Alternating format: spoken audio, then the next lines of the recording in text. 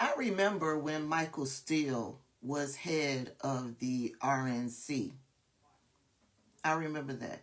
I remember that he would often defend the Republicans, saying that they weren't racist, that it wasn't racist, it wasn't a racist party. I remember that. And then I remember when Michael Steele separated himself from the Republican Party.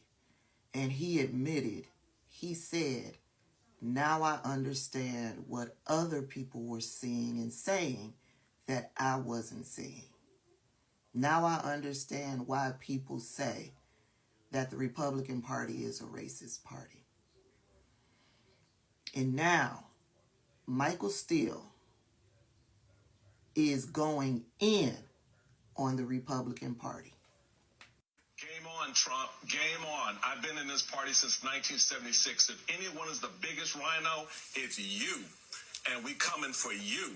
So just so you understand, you drew the line, baby, stepping up to it. On a whole lot of Republicans out there, at least 40% or more are stepping to that line too. So you just need to chill on that. What you got, y'all? Oh, Alicia, Michael Steele putting Donald Trump on notice. Just on notice. You bring it, baby, because you want a punk? Let's punk, baby. Let's go. 101. I will take you one Michael Steele and raise you a Sarah Longwell, who had this very accurate tweet in reference to that sound. She said, remember when Carrie Lake said she wanted McCain voters out of the party, didn't want their votes? I forget. Is she the governor of Arizona right now?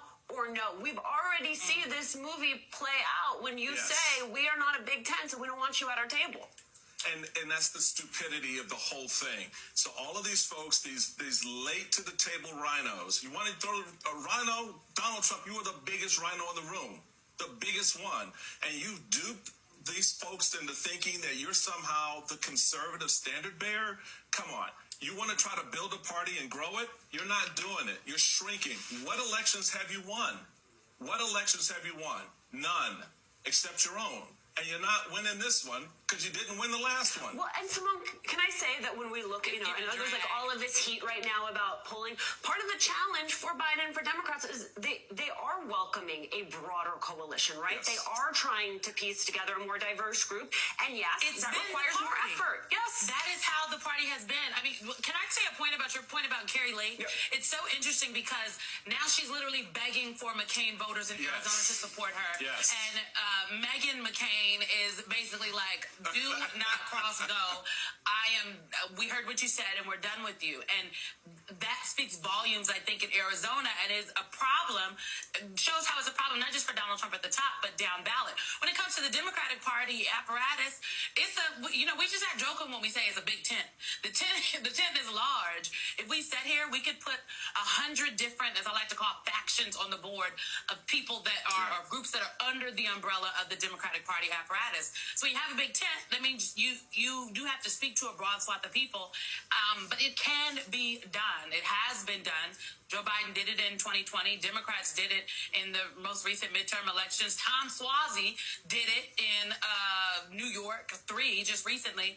And I think Joe Biden is going to be able to do it come this November. So folks just going to have to organize and calm down. But I'm here for the drag that Michael Steele has. I'm just so sick of this crap from these crazy folks who think that they are now the anchor of republicanism. You're not. Just trust me, you're not. You're not. Take your party back there, Michael Steele, because the people are just acting up. The line's been drawn. Let's go. But wait, there's more. Michael Steele ain't done. He got more to say. I just want to take a moment to speak to the former chairwoman's thought about unity. This is your camera. Right there. Yeah. The unity thing is a two-way street. And you don't have unity when you refer to Republicans like me as a rhino who's been in this party for over 50 years. You don't have unity when you disavow and break apart the very foundations of a once proud party based on the principles and ideas of Lincoln and Eisenhower and Reagan and Bush. You don't create, this space for unity when you allow authoritarian, white nationalism, illiberal behavior to overwhelm and consume the very foundations of your party. So y'all need to check the unity conversation amongst yourselves first before you bring it to others, because that's where the disunity is. It's not with me. I was doing just fine till your behind showed up with something. Oh, see, it was elevated. And then So I was doing just fine. I was winning elections, right? What did you do? Well, I mean, we made a public policy case on Obamacare, right?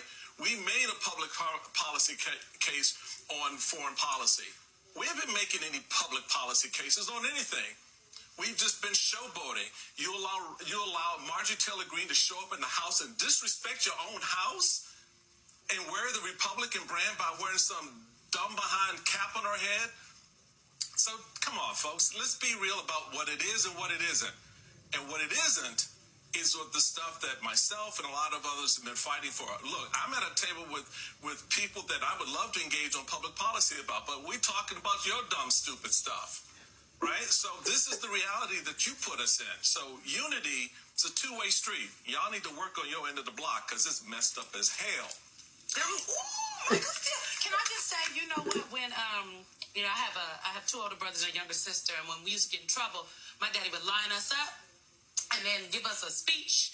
My mother would whoop us, and every now and then he would give us a physical whooping, but it's the words. And sometimes when you just get that talking to, you just gave them that that verbal mollywop. And But it's important to understand, folks. I mean, everybody's talking about the Nikki Haley voters. Well, those are Republicans who are mad at the situation we find ourselves in.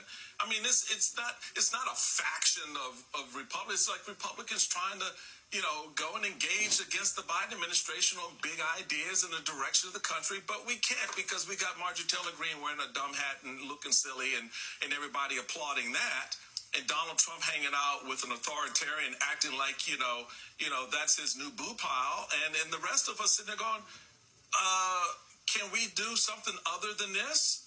And you've shown you can't. You can't do anything other than this because you don't know how. And everybody's doing now right now is just line up. When can I endorse Trump? When can I endorse Trump?